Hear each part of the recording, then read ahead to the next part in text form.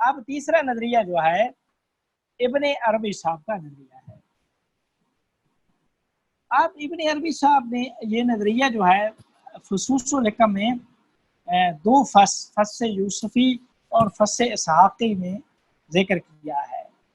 تو کہتے ہیں کہ البتہ ابن عربی بھی اس انسان کے اندر جو قوہ خیال ہے اس کو زیادہ اہمیت دیتے ہیں. کہتے ہیں کہ قوہ خیال ایک خلاق ہے، یعنی تصویریں خود کیا ہے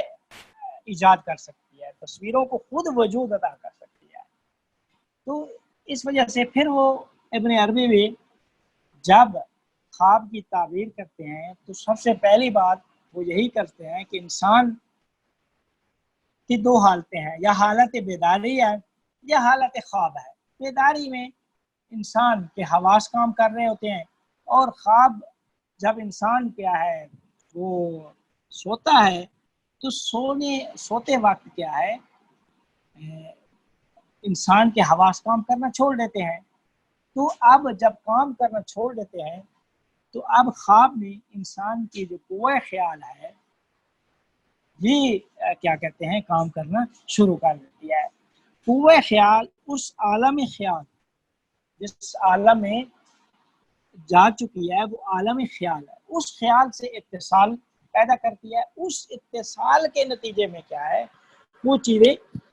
اور خواب کو کیا ہے وہ اخذ کرتی ہے. اس کے متعلق ابن عربی فرماتے ہیں کہ انسان جتنی بھی چیزیں خواب میں مشاہدہ کرتا ہے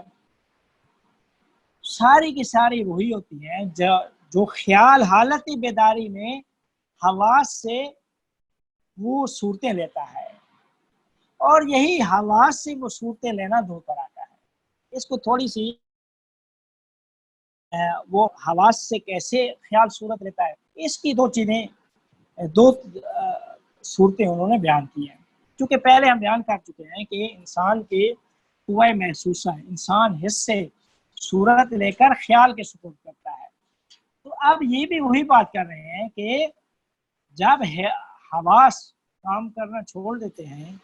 تو قوہ خیال کام کرتی ہے. تو خواب میں خیال جو چیزیں انسان خواب میں مشاہدہ کر رہا ہوتا ہے یہ ساری کی ساری وہی چیزیں ہیں کہ جہاں جو خیال حالت بیداری میں حواس سے ضبط کر چکا ہوتا ہے. حالت بیداری میں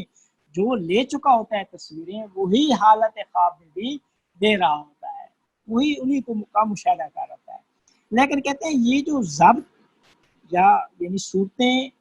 جو حالت بیداری میں خیال لے چکا ہوتا ہے یہ دو طرح کا ہے. یہ تھوڑی سی اس وضاحت کے ساتھ ابن عربی یہ وضاحت نہ فارابی اور ان لوگوں نے ذکر نہیں کی لیکن ابن عربی نے ذکر کیا. ابن عربی فرماتے ہیں کہ یہ جو خیال حالت بیداری میں حواس سے صورتیں جو ضبط کرتا ہے یعنی صورتیں جمع کرتا ہے یہ دو طرح کی ہے. یا جو ہے نا وہ چیز ہے کہ جس کی صورت آپ عالم حس میں لے چکے ہوتے ہیں، صورت دیکھ چکے ہوتے ہیں، حس میں آنکھوں کے ذریعے سے ایک صورت دیکھ چکے ہیں، یا آپ نے صورت نہیں دیکھی اس صورت کے اجزاء جو ہے وہ خواب میں دیکھے ہیں لیکن ایک دوسری حس وہ بھی حس جو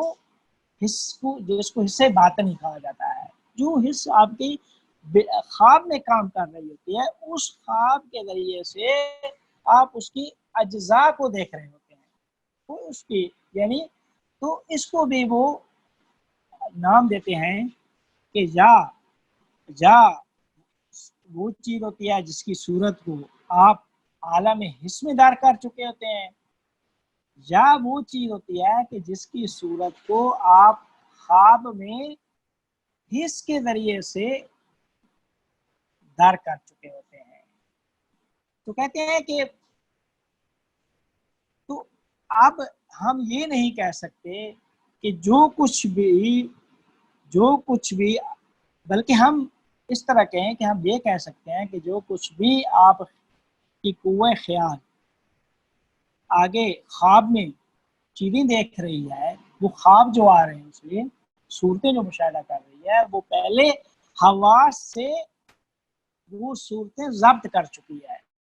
وہ صورتیں یعنی ریکارڈ کر چکی ہے اپنے اندر۔ تو اب کہتے ہیں کہ اس صورت میں خیال کیا ہے، یہاں پہ تابع ہے حس کے، لیکن کہتے ہیں بعض افراد چیزوں کو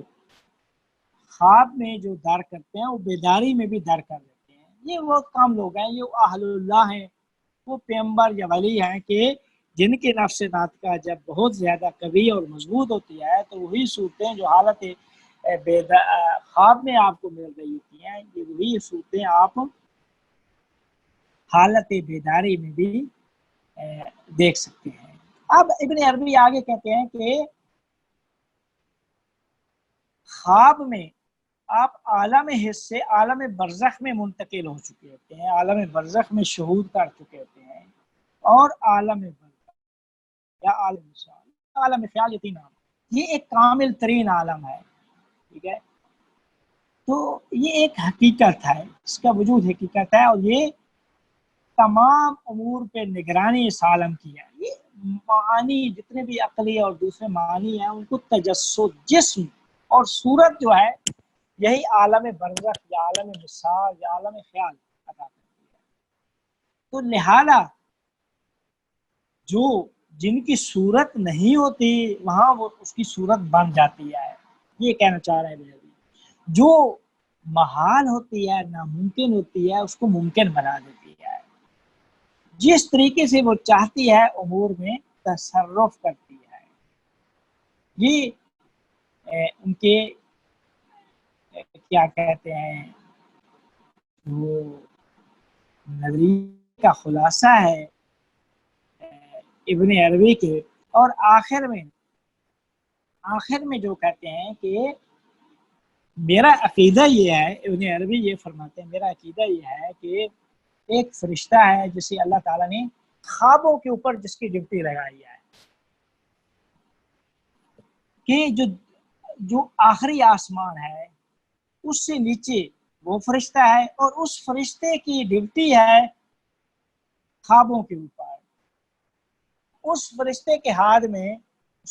میں جسموں کی صورتیں ہیں، اجساد یا اجسام کی صورتیں ہیں کہ جو خواب دیکھنے والے یا خواب دیکھنے والے کے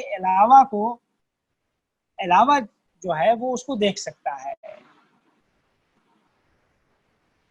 یا وہ خواب دیکھنے والا جو خواب دیکھ رہا ہوتا ہے وہ اپنے آپ کو بھی اس میں دیکھ سکتا ہے، اور اپنے علاوہ بھی دوسروں کو دیکھنا چاہے تو وہاں پہ دیکھ سکتا ہے۔ تو کہتے ہیں کہ یہ ایک ان کا نظریہ ہے کہ خواب کے اوپر ڈیوٹی ایک ملک کی ہے، ایک فرشتے کی ہے، جو دنیا کا جو آسمان ہے، آخری آسمان، اس سے نیچے وہ فرشتہ ہے، اور اس فرشتے کے ہاتھ میں اجسام کی صورتیں ہیں، وہ صورتیں خواب میں وہ انسان کو دکھاتا ہے، وہ انسان خواب دیکھنے والے کو اپنی صورتیں بھی دکھائے گا اور دوسروں کی صورتیں بھی دکھایا گا۔ تو یہ کیا کہتے ہیں کہ ان کا نظریہ۔ پھر کیا کہتے ہیں ایک نظریہ ہے، بلکہ انہوں نے سب نے بحث کی ہے عالم خیال کے اوپر، کہ خیال متصل منفصل، ابن عربی کا جو نظریہ ہے عالم خیال کے اوپر، اس کو انشاءاللہ نا ہم آگے جا کر بیان کریں گے۔ تو اب ایک خلاصہ ایک لائن میں یہ ہو گیا کہ فارابی یہ کہنا چاہتے ہیں کہ خواب قوہ خیال کے ذریعے سے جو انسان کے اندر موجود ہے، یا وہ نفس ناطقہ جب وہ خواب میں اس ملائکہ سماوی سے اتصال پیدا کرتی ہے، دو آئینے کے معنی ان سے صورتیں پاس کرتی ہے، جن کو وہ رویا صادقہ، سچے خواب کا نام ہے، سچے خوابوں کا نام ہے۔ شیخ شہاب الدین سہروردی کا کہنا یہ ہے کہ نفس ناطقہ جو نفس فلک کے ساتھ متصل ہو کر صورتیں اور تصویریں جو اس کے دل کے اوپر پڑتی ہیں تو اس سے وہ حال و آئندہ یعنی ماضی مستقبل اور ساری چیزوں کا عالم ہو جاتا ہے، وہ جو سچے خواب ہیں جو پیغمبروں اور اولیاء کے خواب ہیں۔ لیکن اگر وہ ایک واضح اور روشن ہوتے ہیں، قوہ خیال جو کام کرتی ہے وہ اتنا واضح اور روشن، چونکہ قوہ متخیلہ مادیت کا اثر زیادہ ہوتا ہے تو لہذا خواب بہت مخلوط ہوتے ہیں، تو تعبیروں کی ضرورت ہوتی ہے، اس میں شیطنت زیادہ ہوتی ہے ان کے نزدیک شیخ صاحب الدین سہروردی۔ ابن عربی کے نزدیک نہیں، قوہ خیال ہے، قوہ خیال انسان کی وہ خلاق ہے، خلاق یعنی وہ تصویریں خود ہی جان وجود عطا کرتی ہے تصویروں کو، وہ جب وجود عطا کرتی ہے تو اس وہی جو ہے نا انسان کیا ہے خواب کی حالت میں کیا ہے وہ صورتیں جو کچھ وہ دیکھ چکا ہوتا ہے یا نہیں دیکھ چکا، اجزاء جو ہے اجزاء سے ہی وہ خود صورتیں بنا لیتا ہے، جو حواس کے ذریعے سے خواب میں جو اجزاء دیکھ رہا ہوتا ہے کسی کے